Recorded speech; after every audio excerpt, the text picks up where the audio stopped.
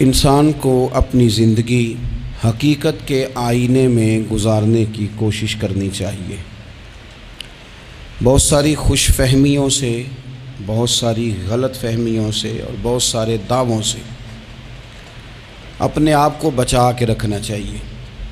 اللہ تعالیٰ کی رحمت پر امید رکھنا، نبی پاک صلی اللہ تعالیٰ علیہ وسلم کی شفاعت کی امید رکھنا، نیک اور صالحین کی نسبت کی امید رکھنا، یہ برا نہیں، یہ بڑا ہی بہترین ہے، یہ بڑا ہی خوبصورت عمل ہے، اس کی بہت ساری برکات ہیں۔ لیکن کسی غلط فہمی کا شکار ہو جانا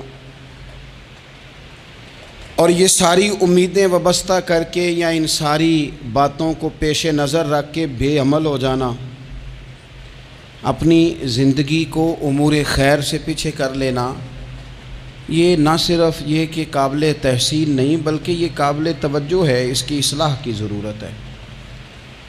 قرآن مجید سورہ بقرہ سے جو آیہ کریمہ میں نے تلاوت کی ہے، اس میں اللہ تبارک و تعالیٰ نے اسی بات کا ذکر اہل یہود کے لیے فرمایا ہے۔ یہودی جگہ جگہ قرآن مجید بتاتا ہے کہ کہیں کہتے تھے کہ ہم اللہ کے بیٹے ہیں، معاذ اللہ، اللہ کے بڑے پیارے ہیں، ہمیں تو تھوڑے دنوں کے لیے عذاب ہوگا، بڑی جلدی ہمیں معاف کر دیا جائے گا۔ وہ بڑی لمبی چوڑی خوش فہمیوں کا اظہار کرتے اور بڑے بڑے دعوے کرتے۔ پھر چلتے چلتے انہوں نے ایک اور دعویٰ کر دیا، کہنے لگے کہ آخرت کا گھر تو صرف ہمارے لیے ہے،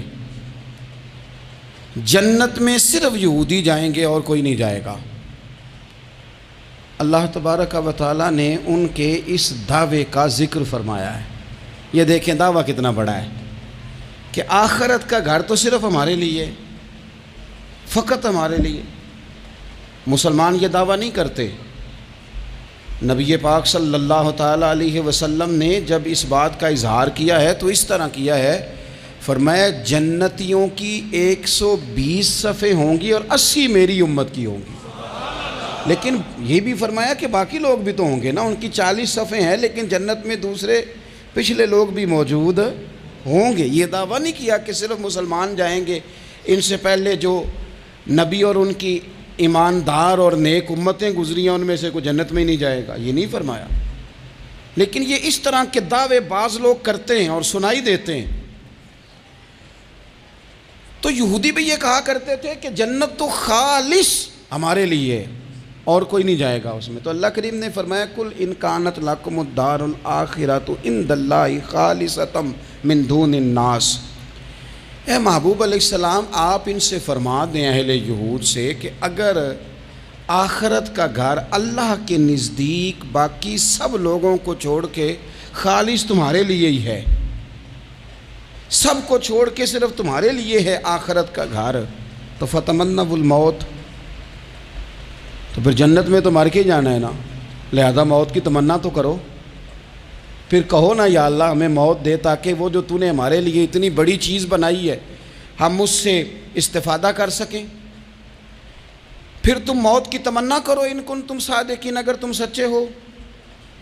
لیکن رب فرماتا ہے وَلَن يَتَمَنَّوْهُ أَبَدًا بِمَا قَدَّمَتْ أَيْدِيهِمْ، یہ کبھی بھی موت کی تمنا نہیں کریں گے، انہیں پتہ ہے جو انہوں نے کمائی کر کے آگے بھیجی ہے۔ یہ موت کی دعوے کریں گے کہ جنت میں صرف ہم ہی جائیں گے، لیکن کبھی بھی موت کی تمنا، یہ کبھی موت کی تمنا نہیں کریں گے، اس لیے کہ انہیں پتہ ہے کہ ہم نے آخرت کے لیے کیا۔ یہ جو بہت سارے لوگ کہتے ہیں نا میری نسبت اور میری بات اور بلے بلے سارا کچھ میں ہی ہوں، تو ان سے کہو پھر سارا پیسہ کوٹھی پہ ہی لگائے جاتے ہو، پھر تو جنت تمہارا انتظار کر رہی ہے، پھر یہاں اتنے خرچے کرنے کی تمہیں کیا مشکل پڑی ہوئی۔ قرآن مجید کہتا ہے یہ کبھی بھی موت کی تمنا نہیں کریں گے، ان کو پتہ ہے جو اعمال انہوں نے کر کے بھیجے ہیں۔ واللہ علیم بالظالمین، اللہ ظالموں کو جانتا ہے، اللہ کو خبر ہے۔